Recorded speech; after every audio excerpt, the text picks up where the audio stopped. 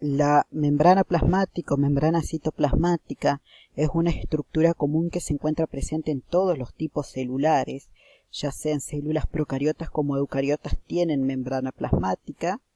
En este caso, una célula eucariota animal, podemos visualizar, tiene la membrana plasmática, que la finalidad de la membrana es separar el medio externo, es decir, el exterior, del interior de la célula.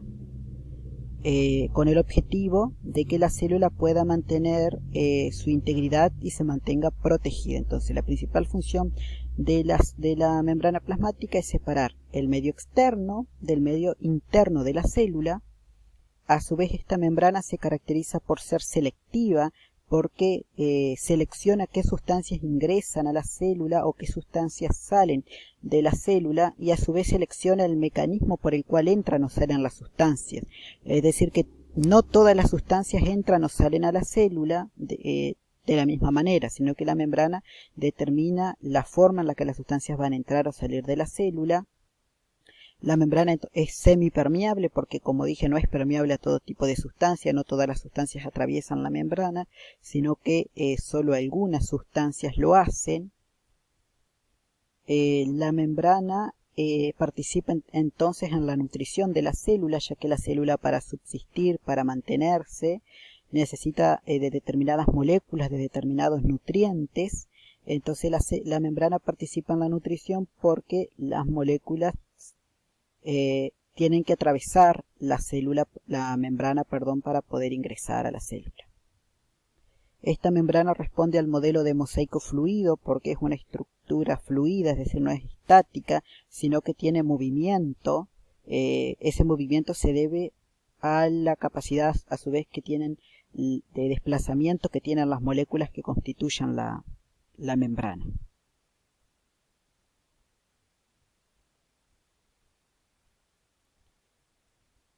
En la composición química de la membrana se destacan distintos tipos de moléculas, como los lípidos. La membrana está constituida por un 40% de lípidos, donde se destacan los fosfolípidos, que son muy abundantes, y a su vez el colesterol. Tiene una gran cantidad de proteínas también, el 60% de la membrana está constituido por proteínas, y a su vez se destacan hidratos de carbono, que los hidratos de carbono son azúcares, son glúcidos, o carbohidratos también se lo puede llamar, son cadenas de azúcares. Si esas cadenas de azúcares o de hidratos de carbono están unidos a lípidos, tenemos glucolípidos, y si los hidratos de carbono están unidos a proteínas, forman glucoproteínas. Es decir, que tiene lípidos, como fosfolípidos y colesterol, y si los lípidos tienen unido hidratos de carbono, o sea que tiene también entonces glucolípidos. Tiene proteínas, que participan en muchísimas funciones de la membrana, y también tiene hidratos de carbono, que pueden estar unidos a lípidos y proteínas. En esta imagen se puede ver la composición de la membrana, se puede ver una membrana plasmática modelo de una célula. Esta membrana está constituida como componente más importante una bicapa de fosfolípidos, donde entonces acá hay una capa de fosfolípidos y después hay otra capa de fosfolípidos. Por eso es una bicapa, y recordemos que los fosfolípidos son una molécula anfipática.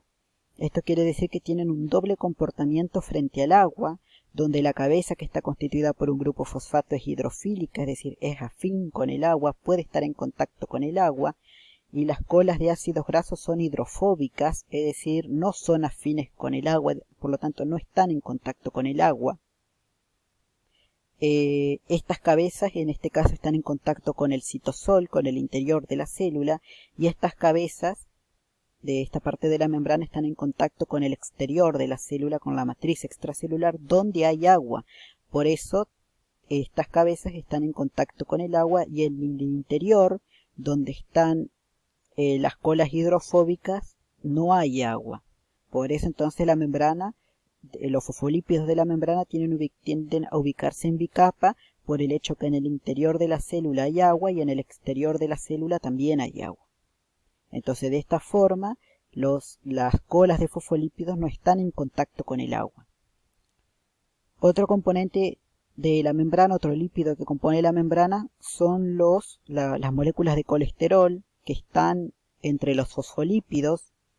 El colesterol está constituido por una serie de anillos y también es una molécula anfipática porque uno de los anillos está en contacto con las cabezas hidrofílicas.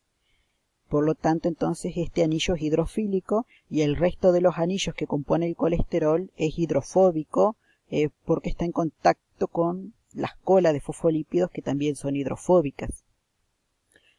Después otro componente de la membrana son las proteínas. Las proteínas están embutidas en la bicapa de fosfolípidos, o sea, están incrustadas entre los fosfolípidos algunas. Estas proteínas que están incrustadas entre los fosfolípidos se llaman se llaman proteínas integrales. Son proteínas integrales las que atraviesan en su totalidad la membrana. Y después hay otras proteínas que pueden estar asociadas, más pequeñas, a las proteínas integrales, se llaman proteínas periféricas. Estas no están entre los fosfolípidos, sino que están fuera de los fosfolípidos, pudiendo estar unidas a las proteínas integrales, o también pueden estar unidas a las cabezas de los fosfolípidos, estas proteínas periféricas más pequeñas. Y otro de los componentes de la membrana son los hidratos de carbono u oligosacáridos, que ya mencioné, que estos hidratos de carbono generalmente están unidos a proteínas, formando glucoproteínas. Y si los hidratos de carbono están unidos a proteínas, forman glucoproteínas. Si están unidos a lípidos, como en este caso, forman glucolípidos. Algo que tiene que quedar en claro es que siempre los hidratos de carbono que tiene la membrana, ya sea que estén unidos a lípidos para formar glucolípidos o a proteínas para formar glucoproteínas, siempre los hidratos de carbono se orientan al exterior de la célula, no se orientan nunca al interior, sino que siempre están orientados al exterior. Los hidratos de carbono, y todos los hidratos de carbono constituyen el glucocálix.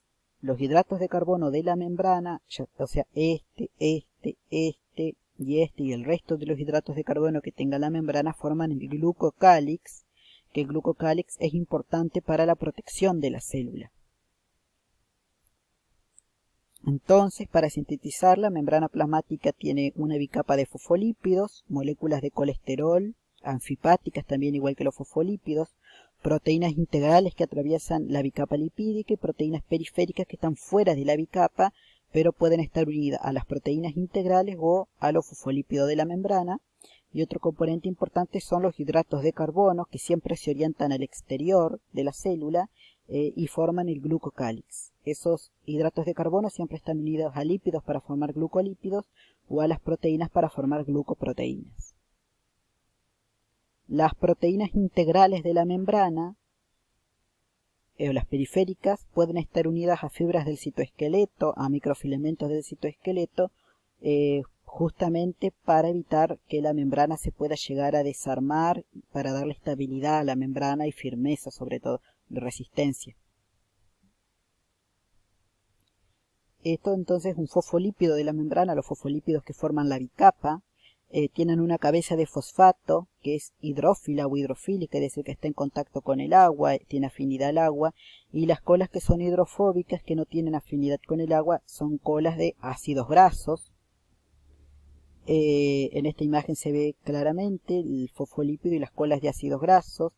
Puede ser que las colas de ácidos grasos sean saturadas, es decir, que los carbonos de los ácidos grasos estén unidas por enlace simple, como en este caso hay un enlace simple entre los átomos de carbono, o puede ser también que los ácidos grasos sean insaturados, es decir, que entre los átomos de carbono presenten en algún lugar un enlace doble, un doble enlace, justo en ese lugar la cola de ácido graso presente una curvatura.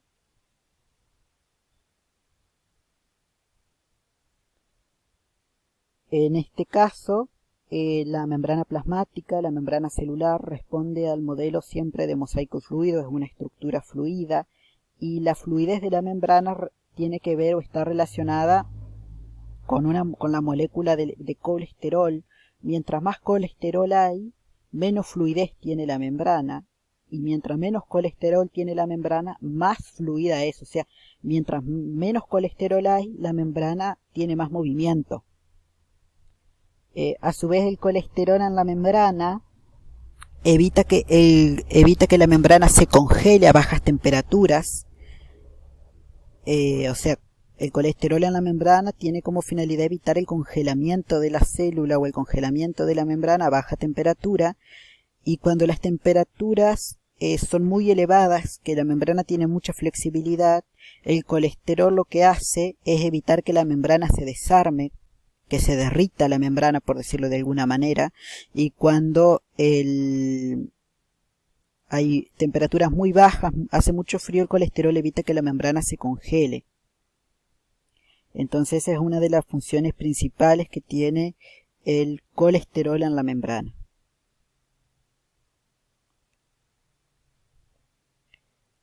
Como dije, la membrana responde al modelo de mosaico fluido por la gran cantidad de movimientos que tienen, y el movimiento de la membrana se debe al movimiento que tienen las moléculas que forman parte de la membrana. En este caso, los fosfolípidos tienen la capacidad de rotar en su propio eje, pueden rotar, tienen difusión lateral. ¿Qué quiere decir esto? Que se pueden mover hacia un lado los fosfolípidos o hacia el otro de la membrana, o sea, pueden desplazarse lateralmente hacia la derecha o hacia la izquierda. Tienen flexión en las colitas tienen movimiento, es decir, se pueden mover un poquito más hacia un lado que hacia el otro, las colas de ácidos grasos, y se pueden mover los fosfolípidos en flip-flop, que es algo que estaba en una de las preguntas.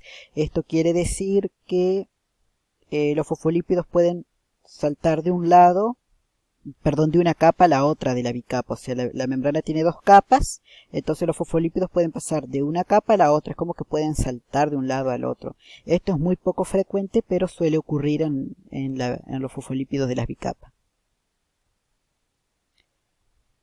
Acá, para visualizar la membrana plasmática se requiere de microscopio electrónico. Para visualizar la unidad trilaminar de membrana, la unidad trilaminar responde a la membrana plasmática de una célula, que es esta sería la membrana plasmática de una célula. Acá se ve la membrana plasmática de otra célula, y aquí entre medio se ve la matriz extracelular o el espacio que separa dos células que son contiguas. Esto es la unidad trilaminar de membrana, porque acá se puede ver como tres láminas: una lámina la membrana plasmática de una célula, la otra lámina la matriz extracelular y la otra lámina la membrana plasmática de otra célula. Este sería el citoplasma de una célula y este sería el citoplasma de otra célula. Y para ver eso se requiere de microscopio electrónico. Igual que acá, unión entre dos células que demuestra las estructuras trilaminares de dos membranas celulares. Membrana plasmática de una célula, matriz extracelular, membrana plasmática de otra célula, o sea, se puede ver como tres láminas. Bueno, otra vez la misma imagen que demuestra la estructura de la membrana, la bicapa de fosfolípidos, las proteínas integrales que atraviesan toda la membrana, las proteínas periféricas que están fuera de la bicapa pero están unidas a proteínas integrales o pueden estar unidas a las cabezas de fosfolípidos, y los hidratos de carbono que constituyen el glucocálix. Otro esquema de la membrana plasmática, nuevamente toda la bicapa de fosfolípidos, las dos capas, las cabezas hidrofílicas, las colas hidrofóbicas y la molécula de colesterol entre los fosfolípidos de la bicapa. Y después las proteínas, en este caso proteínas integrales. Esta proteína presenta hidratos de carbono adheridos, así que es una glucoproteína. Y en esta imagen se ve un lípido que presenta hidratos de carbono asociados, así que esto es un glucolípido porque presenta hidratos de carbono adheridos.